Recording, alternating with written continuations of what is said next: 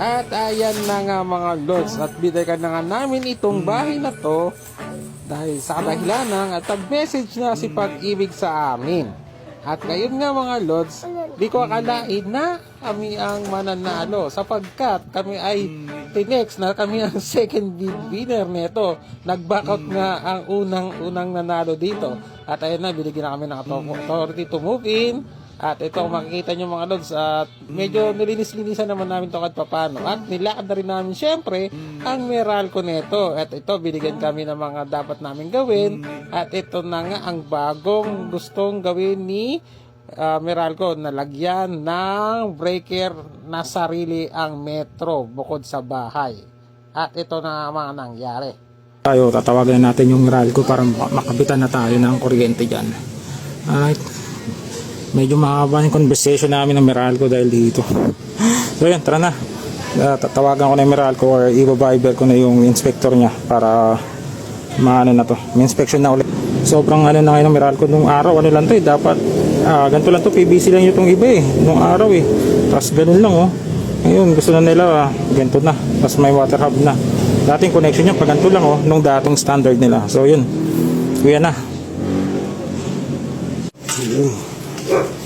Sa wakas na lagyan na ng kontador.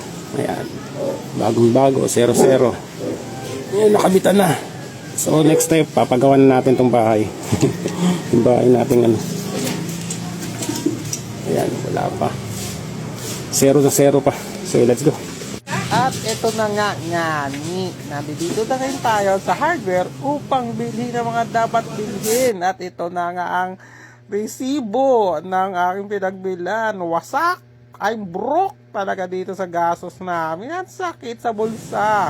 At ito po, namili na rin kami dito ng tiles na gagamitin para sa aming munting tahanan na aming ipaparenta.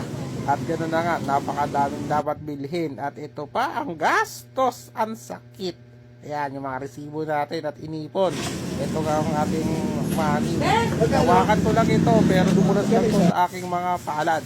At ito na nga mga lods, dinumpisa na nila takpan dito sa likod para sa gano'n gawin tong extension ng kusina. At ito, nag-umpisa na sila dito. At ito na palang ngani na nalagyan na pala nila ng extension sa labas ito. At yan, may bubog na pala tong extension sa labas. Siguro dito muna natin din tatapusin itong video na to para sa ganun may kasunod naman tong mga video natin. So hanggang dito lang to. Paalam! Sa pagpapatuloy ng ating project dito sa nakuha nating bahay sa foreclosed property ng Pag-ibig, ito na nga mga lods, binububungan na nila yung extension ng ating kusina para sa ganun maging maayos na ito. At sinabay ko na rin para dito mga lods yung pagpapacheck dun sa linya ng ating tubig. Pinacheck ko ito na para sa ganun kung magkaroon ng problema mga lods, makikita kagad sa tubo. Yan. Kasi leak check test muna bago natin i-tiles yung mga tubo dito. Kasi kapag tinakpan na to at magkakaroon ng leak, mas malaking problema to mga lods. So yan, pinatesting ko dun sa aking worker na kung magiging ayos ba yung mga tubig dito. At okay naman, wala naman tagas.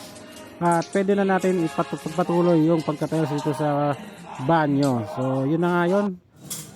Then at the same time mga lods, pinawiring ko na pala dito yung linya ng kuryente natin para maging maayos. Then excuse me po.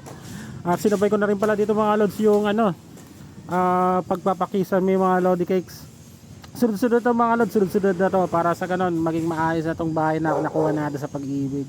Dating basura to mga lods at ayan na nagkakaroon ng improvement paunti-unti itong bahay na ating nakuha. Makikita nyo naman mga lods, nung una palang kita natin dito parang basura talaga.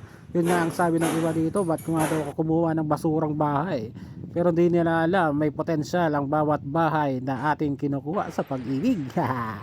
Parang Pag-ibig din yan, dapat mag-i-invest ka talaga dito at tutubo din yan, magiging passive income din yan. At the same time, pag nakita mo ang pinaka actual nito nga mga lods, malapit na to matapos yung kisame. Ginamit ko na pala dito mga lods plywood para magaan lang kasi yung hardplex mahirap ang bigat, pero mas maganda talaga yung hardplex mga lods. Then yan mga lods, kung makita nyo mga lods, tiles na pala dito. napatiles na natin itong kusina. And patuloy ko na yung bakbak dito mga lods para tuloy-tuloy na yung tiles. Yan, pero bakbak na natin yung dating tiles sa dingding. Then ito na mga lods, tinalsan na nga pala mga lods yung gilid at napabakbak ko na yung mga gilid-gilid dito mga lods para tuloy-tuloy na.